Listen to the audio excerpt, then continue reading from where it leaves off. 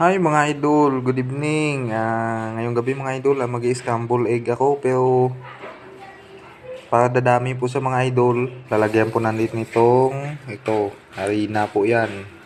Teka lang mga loads ha. Stay tuned lang po mga loads. So, mga loads, ito na mga loads oh. Ito yung experiment ko ngayong gabi. So, halo-haluin lang natin.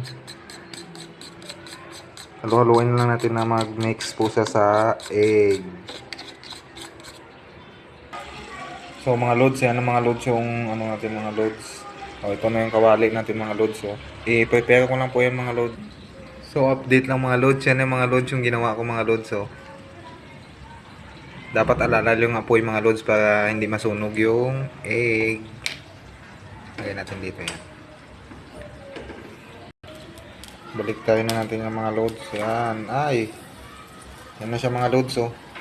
Diba dumami yung isang itlog. So since na mag-isa lang ako mga loads, isang piraso lang yan na itlog.